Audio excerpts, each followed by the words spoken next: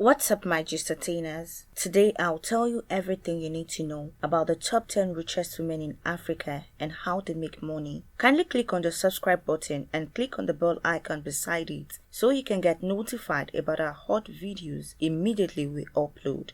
Alright, let's get started.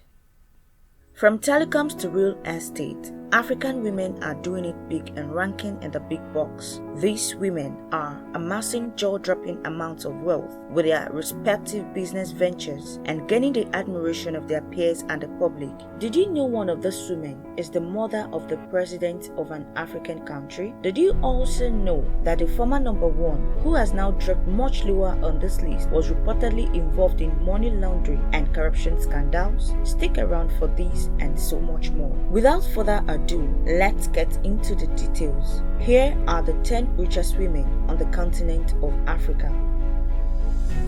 Number 10. Isabel dos Santos.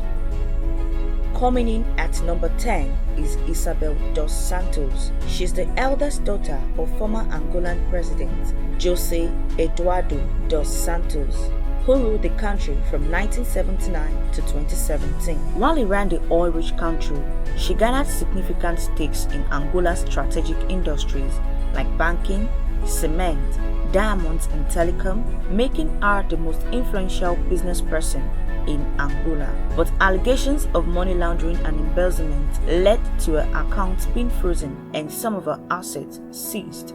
It was a spectacular fall from grace for dos Santos. At one point in 2013, she was worth a mouth-watering $3.5 billion. That's more than Donald Trump is worth right now. Incredible, right? The assets frozen in Angola are probably worth at least $300 million, while the assets frozen or nationalized by Portugal and the Netherlands together would currently amount to about $1.3 billion. But the likelihood of dos Santos ever getting them back is uncertain. Her homes, yacht, cash and other assets could be worth as much as $400 million. Number 9. Elizabeth Bradley. Right next to Elizabeth Bradley is the daughter of Albert Brussels, the man who made history by being the first person to bring the Toyota brand to South Africa.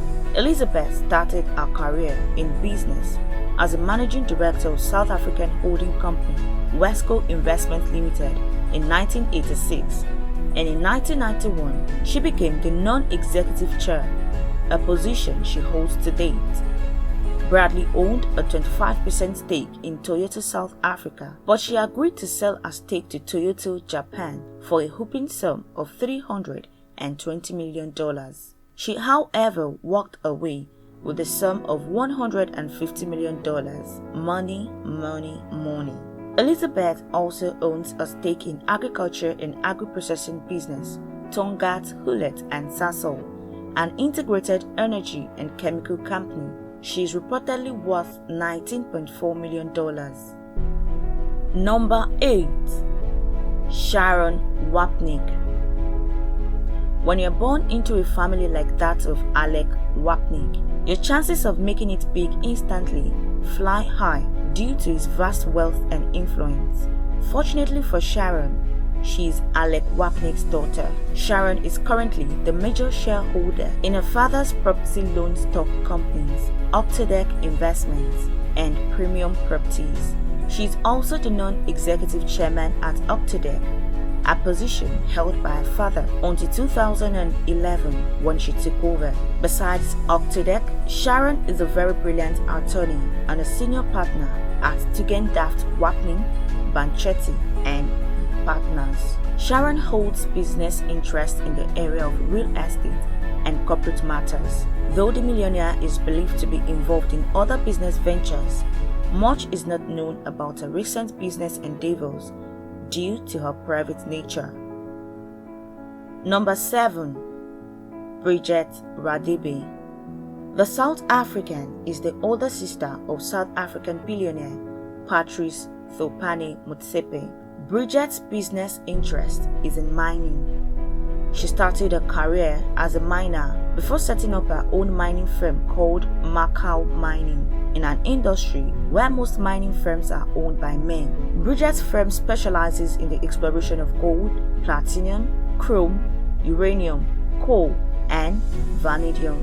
She's reportedly worth $58.7 million. Number 6. Irene Chanley. Sitting on an $88 million fortune is our number 6, Irene Chanley. Yet another South African woman is calling big shots. She's a former trade unionist and negotiator.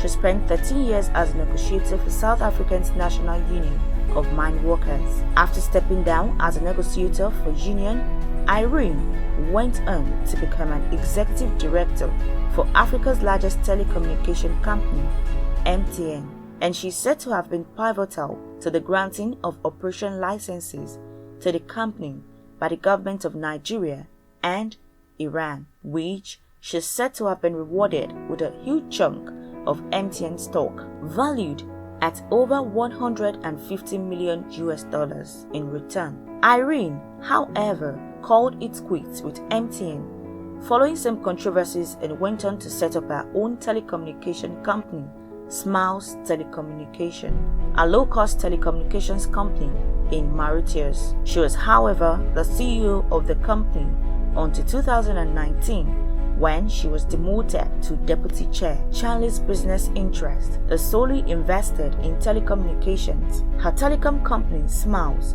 is said to be worth $58 billion. Number 5. Wendy Ackerman.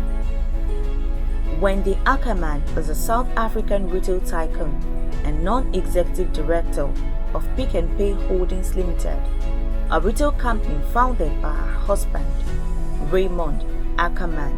Mrs. Ackerman is the acting executive director of the $3 billion South African company, which has outlets in several countries like Nigeria, Botswana, Eswatini, Zimbabwe, Lesotho, Namibia, and Zambia. Wendy is a trustee of the Ackerman Family Educational Trust Fund, which is credited to have helped hundreds of South African children through school.